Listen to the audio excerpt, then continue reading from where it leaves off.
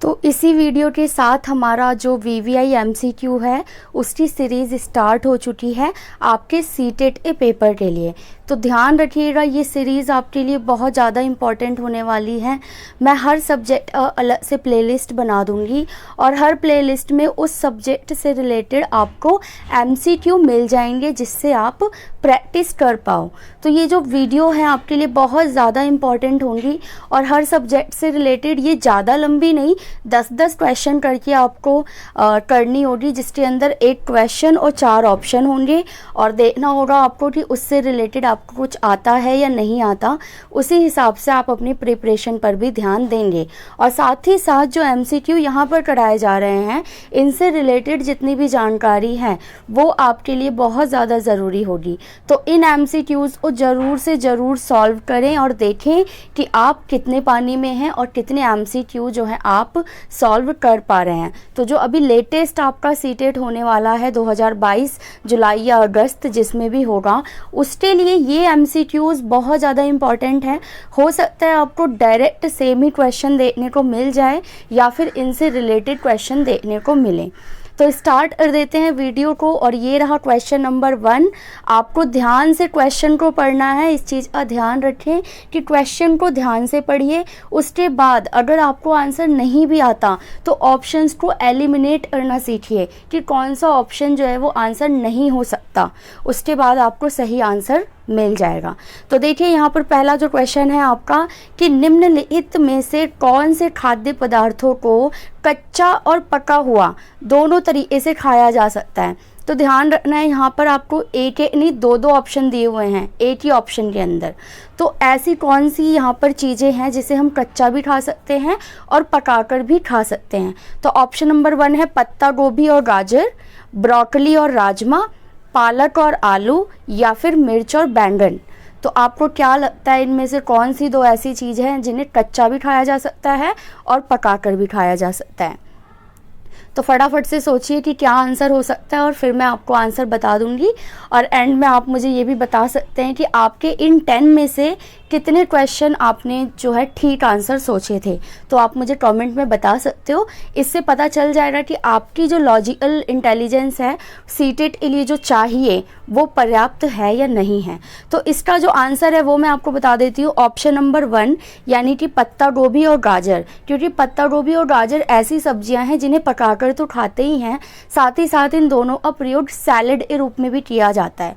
तो ये सारा चीज़ जो है आपका भोजन से रिलेटेड है। तो सीटेट में EVS के अंदर भोजन से रिलेटेड क्वेश्चन आते ही आते हैं और इस तरीके के बहुत सारे क्वेश्चन आपको सीटेट में देखने को मिल जाएंगे। और जैसा कि मैंने आपको बताया है पहले ही कि आप EVS के लिए 3rd to 5th EVS की बुक्स को ज़रूर पढ़ें, वहाँ से आपको बहुत ही ज़्यादा हेल्प होने वाली है। चलिए आ जाते हैं नेक्स्ट क्वेश्चन की तरफ, क्वेश्चन नंबर 2। तो अब देखिए ये अब फैक्चुअल नॉलेज आ गया आपका कि भारत सरकार ने प्रोजेक्ट टाइगर कब लॉन्च किया था। भारत सरकार ने प्रोजेक्ट टाइगर कब लॉन्च किया था। क्या आपको पता है कि आपकी करंट अफेयर थोड़ी अच्छी है या नहीं, इस चीज़ अभी आपको ध्यान रखना है। तो इसका आंसर मैं आपको बता देती हूँ, ऑप्शन नंबर 4 यानी कि 1973। तो गवर्नमेंट की तरफ से जो इंडियन गवर्नमेंट है 1973 में उन्होंने प्रोजेक्ट टाइगर लॉन्च किया था, जिसके अंदर सेव टाइगर करके लोगो जो है वो दिया गया था। तो ये क्वेश्चन नंबर 2 का आंसर था। नेक्स्ट देखते हैं क्वेश्चन नंबर 3। तो ठीक से पढ़िएगा ध्यान से, क्योंकि क्वेश्चन को अगर आप समझ जाओगे तो आंसर करने में आपको दिक्कत नहीं होगी। तो क्वेश्चन ये है कि लद्दाख की चांगपा जनजाति रेबो नामक तंबू में रहती है। तो क्वेश्चन से ही आपको थोड़ा बहुत कंटेंट नॉलेज भी मिल रहा है कि लद्दाख में जो चांगपा जनजाति है वो कौन से तंबू में रहती है, रेबो नाम के तंबू में रहती हैं। वे तंबू के चारों ओर करीब 2 फीट गहरी खाई बनाते हैं। जब वो अपनी जो भी तंबू बनाते हैं जिसमें वो रहते हैं तो उसके नीचे और आसपास ना 2 फीट गहरी खाई खोदते हैं। वो ऐसा क्यों करते हैं आपको ये बताना है। तो 4 ऑप्शन है आपके पास, जानवरों को अंदर आने से रोकने के लिए, इसे गर्म और आरामदायक रखने के लिए, पानी एकत्रित करने के लिए या फिर पानी को अंदर आने से रोकने के लिए। तो क्या समझ में आ रहा है आपको, कौन सा आंसर इसका हो सकता है? लद्दाख के बारे में थोड़ा सोचिए कि लद्दाख भारत के मैप में कहाँ पर है और किस वजह से वहाँ पर लोग जो है अपने तंबू के नीचे 2 फीट गहरी खाई खोदते होंगे। तो इसका आंसर मैं आपको बता देती हूँ, जो कि है ऑप्शन नंबर 4, यानी कि पानी को अंदर आने से रोकने के लिए। अब इसका रीज़न भी मैं आपको बता देती हूँ, क्योंकि लद्दाख और पहाड़ी इलाका है, ऊपर है, नॉर्थ साइड में है। अगर आप इंडिया का मैप देखोगे तो वहाँ पर कई बार बहुत तेज़ बारिश होती है और बर्फ़बारी भी होती है, बर्फ़ भी पड़ती है। तो उस वजह से ना पानी बहुत ज़्यादा इकट्ठा होने लग जाता है, तो वो कहीं घर के अंदर ना आ जाए, वो वहाँ पर जमा हो जाए। इस वजह से क्या करते हैं, तंबू जो है वो 2 फीट ऊपर जो है बनाया जाता है। तो ऐसी जानकारी आपको ज़रूर ध्यान रखनी है, ईवीएस में इन्हीं से रिलेटेड क्वेश्चन जो हैं पूछे जाते हैं। चलिए नेक्स्ट देखते हैं क्वेश्चन नंबर 4। अब यहाँ पर आपका कूट वाला प्रश्न आ गया है, तो ध्यान से देखिएगा इसको, सारे कूट्स को ध्यान से पढ़िएगा। और क्वेश्चन ये है कि नीचे आपको कुछ कूट दिए गए हैं और आपको सही कथन को चुनना है। तो क्वेश्चन को ध्यान से देख लेना कि वो सही पूछ रहा है या गलत पूछ रहा है। तो यहाँ पर इन्होंने पूछा है कि सही कथन कौन सा है। अब यहाँ पर आपके बहुत सारे कथन हैं। पहला, एक दमकल कर्मी आग बुझाता है, क्या ये सही है? एक दमकल कर्मी आग बुझाता है, क्या ये सही है? हाँ जी, बिल्कुल ठीक है ये। तो हमारा ए तो सही हो गया। बी है, एक दर्जी कपड़े सिलता है, क्या ये सही है? बिल्कुल ये भी सही है, तो बी भी सही हो गया हमारा। एक नौकरानी हमारे घर की सफाई करती है, ये भी ठीक है, तो सी भी सही हो गया। तो अभी तक हमारा ए, बी और सी सही है। अब उसके बाद डी देखिए कि एक नाई जूते की मरम्मत करता है, क्या नाई जूते की मरम्मत करता है? नो, तो ये गलत हो गया। अब नेक्स्ट देखिए, एक सैनिक चोरों को पकड़ता है, क्या एक सैनिक जो बॉर्डर पर है वो चोरों को पकड़ता है? नो, तो ये भी गलत हो गया। दैट्स मीन हमारे सही कौन से हुए, ए, बी और सी। तो अब ऑप्शन में देख लो कहाँ है ए, बी, सी, 4th नंबर पे। तो जो आपका 4th ऑप्शन है, केवल ए, बी, सी सही होगा इस क्वेश्चन के लिए आंसर। ठीक है, तो ये क्वेश्चन नंबर 4 हो गया। नेक्स्ट चलते हैं क्वेश्चन नंबर 5 की तरफ। और ये रहा आपका, यहाँ पर भी आपके लिए कंटेंट और नॉलेज बहुत ज़रूरी है, तो ध्यान से पढ़िए कि क्या लिखा हुआ है। एक छात्र द्वारा गांव में अपने घर के बारे में लिखा गया निम्नलिखित परिच्छेद पढ़ें। तो ये जो पढ़ने के लिए कहा गया है ना, इसको ध्यान से पढ़िएगा कि मैं एक पहाड़ी इलाके से आया हूँ। अब ये जो भी है पहाड़ी इलाके से आया है, तो आपके माइंड में पहाड़ छप जाने चाहिए कि इंडिया में किस तरफ पहाड़ हैं। हमारे यहाँ भारी बारिश होती है और बर्फ़बारी भी होती है। तो जब बहुत ठंड होती है तो हमें धूप में रहना पसंद है, ये बच्चे ने लिखा है। और हमारे घर पत्थर या लकड़ी के बने होते हैं, यह जगह अवश्य डैश होनी चाहिए। तो अब आपको बताना है कि ये जिस जगह से ये बच्चा आया है, जिसकी इन्फॉर्मेशन इसने दी है, वो जगह कौन सी हो सकती है। तो एलिमिनेट करना स्टार्ट कीजिए। ए है केरल, तो क्या लगता है आपको, केरल में बर्फ़बारी होती है क्या? बिल्कुल नहीं, केरल तो साउथ इंडिया में है, वहाँ तो इतनी गर्मी पड़ती है, तो ये तो बिल्कुल हो ही नहीं सकता हमारा आंसर। ठीक है, उसके बाद हिमाचल, तो हिमाचल तो हमारा पड़ेगा नॉर्थ में, जहाँ पर पहाड़ी इलाके भी है, बर्फ़बारी भी होती है, तो ये हो सकता है कि हमारा आंसर हो। लेकिन फिर भी हम बाकी के ऑप्शन भी पढ़ लेते हैं। असम, क्या लगता है आपको, असम जो है वहाँ पर बर्फ़ पहाड़ी इलाका है, क्या वहाँ पे बर्फ़बारी पड़ेगी? नो। नॉर्थ ईस्ट की साइड चले जाओ, ये तो हमारा नॉर्थ ईस्ट का ही हो गया, तो ये भी नहीं। इससे बेटर तो हमारा हिमाचल है, तो ये भी नहीं हो सकता, और कश्मीर भी नहीं। तो इसका जो आंसर है हमारा हिमाचल। ठीक है, तो इसका आंसर आपको ध्यान रखना है कि हिमाचल है, हिमाचल प्रदेश। वहाँ पर ये सारी चीज़ें होती हैं, पहाड़ी इलाका भी है, बारिश भी होती है, बर्फ़बारी भी होती है, बहुत ठंड पड़ती है, और वहाँ पर जो है पत्थर या लकड़ी के जो घर है हिमाचल में बनाकर लोग रहते हैं। तो ये आपको यहाँ पर ध्यान रखना है। नेक्स्ट चलिए क्वेश्चन नंबर 6 की तरफ। ध्यान से पढ़िएगा क्वेश्चन को कि सेकोया सैम्परविरेंस के वंश से संबंधित विशालकाय वृक्ष को क्या कहा जाता है। तो ऐसा कौन सा पेड़ है जो सेकोया सैम्परविरेंस वंश से संबंधित है। तो क्या लगता है आपको, देवदार हो सकता है, मेपल का वृक्ष, डेजर्ट ओक, या फिर रेजवुड। आपको कौन सा ऑप्शन लगता है कि इस क्वेश्चन के लिए ठीक होगा। तो इसका आंसर मैं आपको बता देती हूँ, ऑप्शन नंबर 4 यानी कि रेजवुड इसका बिल्कुल करेक्ट आंसर है। जो रेजवुड का पेड़ होता है बहुत ही बड़ा होता है, और ये सेकोया सैम्परविरेंस के जो स्पीसीज़ है उससे रिलेटेड है। आगे चलिए देखते हैं क्वेश्चन नंबर 6 हो गया है, 7 देखेंगे। तो यहाँ पर पीपल के पेड़ से रिलेटेड कुछ बात कही रही है। क्वेश्चंस को आपको ध्यान से पढ़ना है, तभी आप आंसर को जो है सही से ऑप्शन पर टिक कर पाओगे, ठीक है।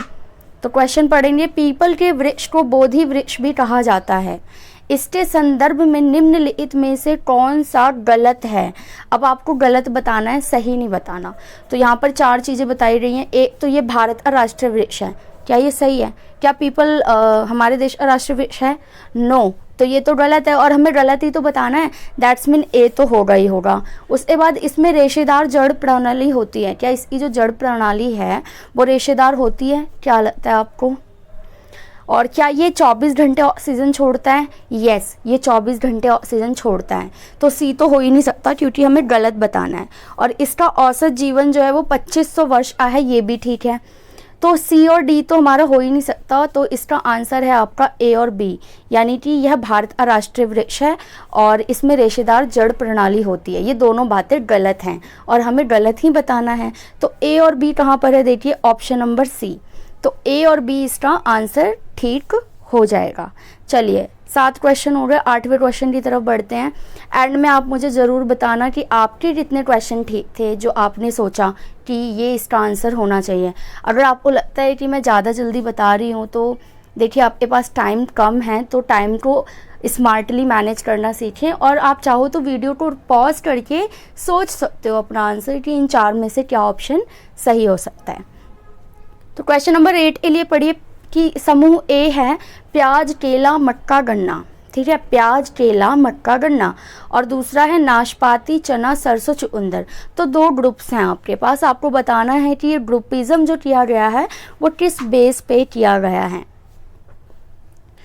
तो क्या लगता है आपको कि ग्रुप ए जो है वो मूसला जड़ और ग्रुप 2 जो है वो फाइबर जड़ है, या फिर ग्रुप ए फाइबर जड़ है और बी मूसला जड़ है, या फिर ग्रुप ए खरीफ फसल है और बी रबी फसल है, या फिर ग्रुप 4 जो है ग्रुप ए जो है वो रबी फसल और बी खरीफ फसल है।